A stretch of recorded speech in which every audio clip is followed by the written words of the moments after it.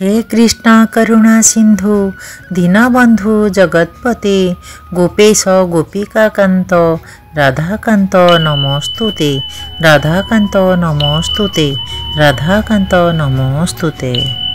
राधे राधे दोस्तों, समस्त भगवत प्रेमी भाई और भौणी मानक मोर राधे राधे। कृष्णांक कृपारु समस्ते भलरे थिबे बोली मोर आशा और विश्वास। कृष्णांक कृपारु मु बहुत भलरे अछि। आज मु अमिता श्रीमद भागवत गीतार तृतीय अध्यायर श्लोक 32 बाणी आपण मानक आगे तोली धरिबी। ता पूर्वरु एही भागवत गीतार उपक्रमणिकार किछि कथा आमे सुनिबा। जो माने सब्सक्राइब करिना सब्सक्राइब करि दियंतु। कमेंट रे निजर मतामत लिखंतु। आपण माने मतामत लिखिले मते बहुत खुशी लागिवो जे आपण माने सुनुचंती कृष्ण को बहुत भल पाउचंदी। और कमेंट रे निश्चय राधे राधे लिखंतु। और वीडियोटी को स्किप न करी लास्ट जाए शुणु। यही भागवत गीता एते सुंदर मधुर कथा मन दे शुणिले आपण माने जानी परिबे भागवत गीता रे कृष्ण भगवान कौन कौन कहिसंती। ए दुनिया रे ताको आमे खाप खिलाई चली परिबा। चलंतु एबे उपक्रमणिकार किछि कथा सुनिबा। जदि आंभ मानकर कृष्ण भगवान का प्रति गभीर स्नेह अछि ताहा हेले आंभे माने आंभ मानकर कर्तव्य सुचारू रूपे संपादन करिबा संगे संगे भगवान को स्मरण करि परिबा। किंतु आंभ मानकु से स्नेह बा प्रेम किपरि वृद्धि करिबा को हेबो ताहा अभ्यास करिबा को पड़िबो। उदाहरण स्वरूप अर्जुन बराबर कृष्ण को चिंता करुथिले। से कृष्णंकर चिर सहचर थिले एवं तत्संगे संगे से जणे योद्धा थिले। कृष्ण केबे हेले तांकु युद्ध त्याग करी ध्यान करिबा पाई बण को जीवाकू उपदेश देई नहांती। जेतेबेले भगवान श्रीकृष्ण अर्जुन को ए जोगविधि ध्यान जोगविधि कथा कहिले सेतेबेले अर्जुन कहिले जे ए विधि आचरण करिबा तांको पक्षरे असंभव अटे। जोयं जोगस्वत्या प्रोक्तः सामेन मधुसूदन एतस्वाहं न पश्यामि चंचलत्वात् स्थितिं स्थिराम्। अर्जुन कहिले, हे मधुसूदन, आपण जो जोगविधि कथा मोते कहिले ताहा मो पक्षरे असंभव ओ असह्यकर बोध हेउछि।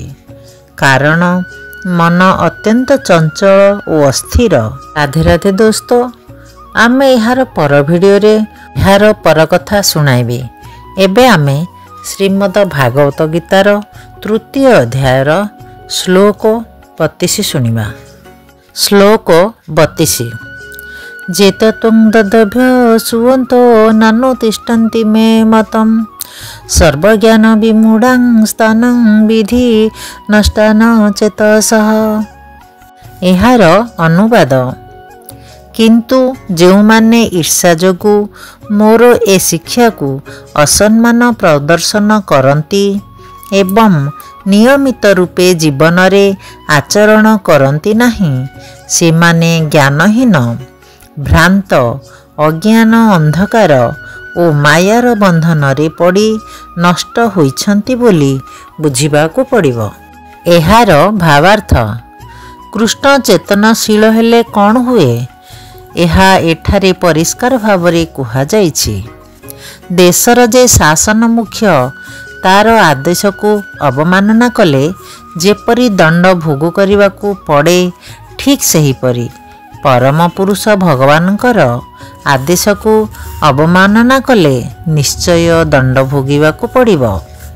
जे अबाध्य व्यक्ति से जेते बड़ हेले भी शून्य हृदय जोगु से जाने नहीं आत्मा कौन, परम ब्रह्म कौन, परमात्मा कौन एवं परम पुरुष भगवान कौन। तेणु तार जीवनर पूर्णता लाभर आशा न थाए। राधे राधे दोस्तों, ଏବେ ଆମେ ଶ୍ଲୋକ 33 ଶୁଣିବା। ଶ୍ଲୋକ 33। ସଦୃଷ୍ଟଂ ଚେଷ୍ଟତେ ସ୍ୱସାଃ ପ୍ରକୃତି ଜ୍ଞାନବାନପି ପ୍ରକୃତିଂ ଜାନ୍ତି ଭୂତାନି ନିଗ୍ରହ କିଂ କରିଷ୍ୟତି। ଏହାର ଅନୁବାଦ, ଏପରିକି ଏକ ଜ୍ଞାନୀ ଲୋକ ମଧ୍ୟ ତାର ପ୍ରକୃତି ଅନୁଯାୟୀ କାର୍ଯ୍ୟ କରେ, କାରଣ ପ୍ରତ୍ୟେକ ନିଜ ନିଜ ପ୍ରକୃତି ଅନୁଯାୟୀ କାର୍ଯ୍ୟ କରନ୍ତି। ତାହା ହେଲେ ନିଗ୍ରହ ଦ୍ୱାରା କ'ଣ ହୋଇପାରେ?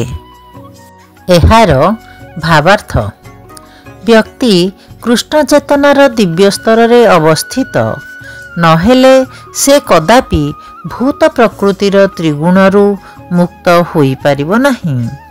ଏକଥା ଭଗବାନ ସପ୍ତମ ଅଧ୍ୟାୟ 7:14ରେ କହିଛନ୍ତି।